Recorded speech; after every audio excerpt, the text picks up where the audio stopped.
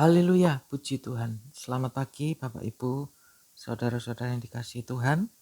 Kembali kita akan mendengarkan firman Tuhan. Dan saya berikan satu judul, yaitu Jangan Kecewa. Matius 11 ayat 6. Dan berbahagialah orang yang tidak menjadi kecewa dan menolak aku. Apa itu kecewa? Dalam Kamus Besar Bahasa Indonesia, kecewa itu berarti kecil hati, tidak puas, karena tidak terkabul keinginannya atau harapannya. Ya, setiap kita pasti bisa mengalami yang namanya kecewa. Tetapi kita mau melihat ada satu tokoh dalam Alkitab ya, yang kecewa terhadap Tuhan. Sebelumnya seorang Yohanes Pembaptis memulai pelayanannya dengan sangat dahsyat, saudara. Dikatakan dalam Matius 3 ayat 1 sampai 2 dan 5. Pada waktu itu tampillah Yohanes Pembaptis di padang gurun Yudea dan memberitakan, bertobatlah sebab kerajaan sorga sudah dekat. Maka datanglah kepadanya penduduk dari Yerusalem, dari seluruh Yudea dan dari seluruh daerah sekitar Yordan. Bahkan Yohanes Pembaptis ini yang membaptis Yesus Kristus, pelayanannya ini sangat penting. Bahkan di perjanjian lama, Yohanes Pembaptis ini sudah dinubuatkan akan membuka jalan bagi Mesias. Ya, bukankah itu satu pelayanan yang luar biasa? Yohanes Pembaptis ini bisa kita sebut sebagai hamba Tuhan yang dahsyat.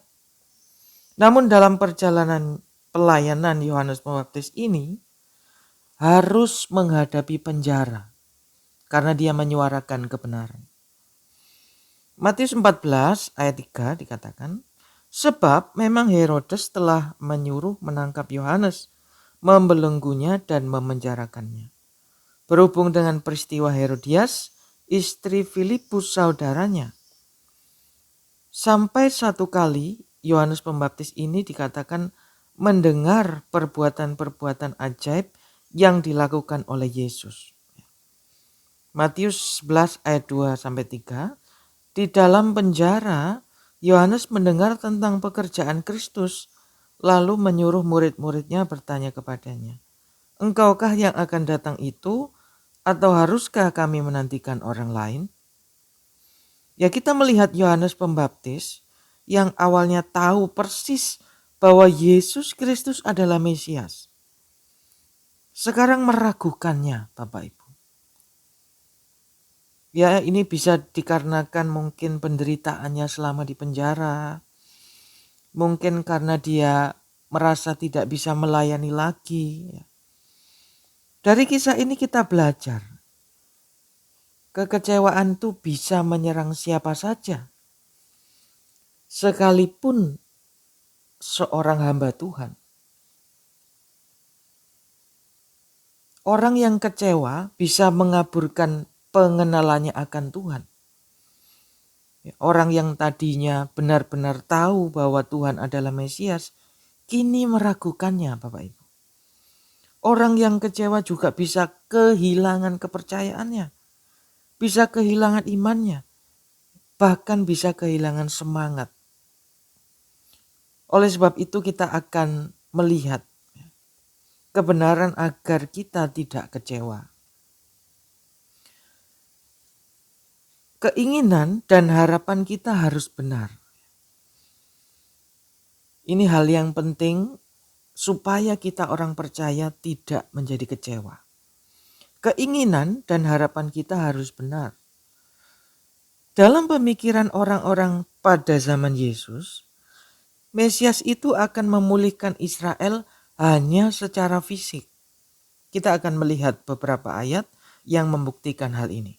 Yohanes 6 ayat 15, karena Yesus tahu bahwa mereka hendak datang dan hendak membawa dia dengan paksa untuk menjadikan dia raja. Ia menyingkir pula ke gunung seorang diri.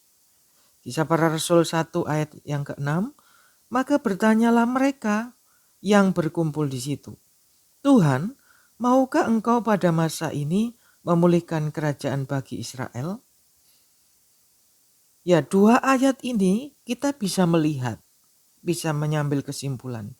Orang-orang pada zaman Yesus mengira Yesus ini akan menjadi sosok raja-raja, hakim seperti di Perjanjian Lama, ya, yang akan membebaskan bangsa Israel dari penjajahan, dari penderitaan bangsa lain.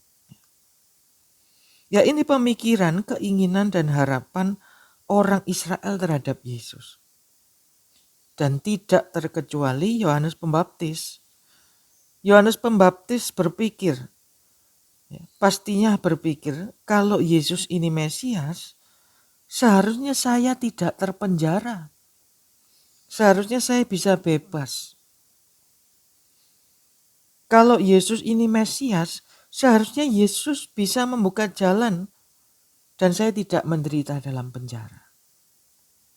Ya, ini mungkin yang ada dalam pemikiran Yohanes Pembaptis. Karena itu dia bisa mengambil kesimpulan dan meragukan Yesus. Benar nggak kamu yang dinanti-nantikan? Ya, inilah pemikiran manusia dan tidak terkecuali kita semua. Setiap kita pasti punya keinginan dan harapan. Namun saat harapan kita itu tidak terjadi, maka kita ya secara manusia akan kecewa. Karena itulah kita harus punya pemikiran yang benar mengenai keinginan dan harapan kita, Bapak Ibu Saudara sekalian.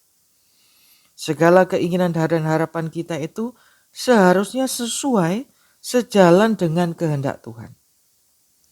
Di luar itu kita pasti kecewa. Karena itu sebaiknya kita berserah kepada rencana Tuhan. Ya, Yeremia 29 ayat 11 jelas mengatakan, sebab aku ini mengetahui rancangan-rancangan apa yang ada padaku mengenai kamu.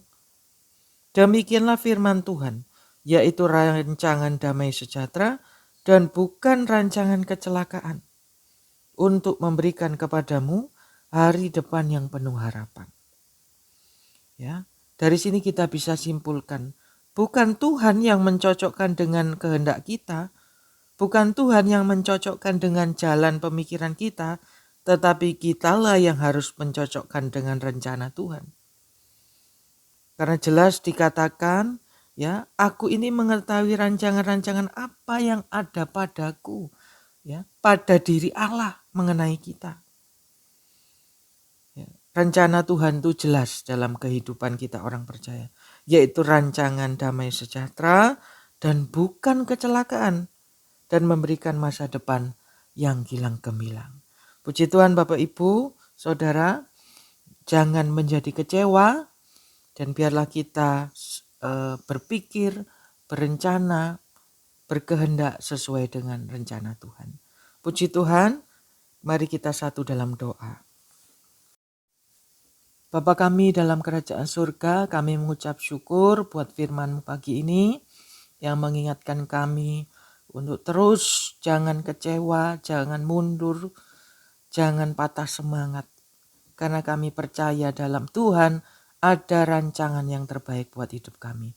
Terima kasih Tuhan Yesus, kami serahkan sepanjang hari ini, sepanjang minggu ini ke dalam tangan-Mu. Memberkati gereja-Mu, memberkati seluruh sidang jemaat-Mu. Di dalam nama Tuhan Yesus kami sudah berdoa. Haleluya. Amin.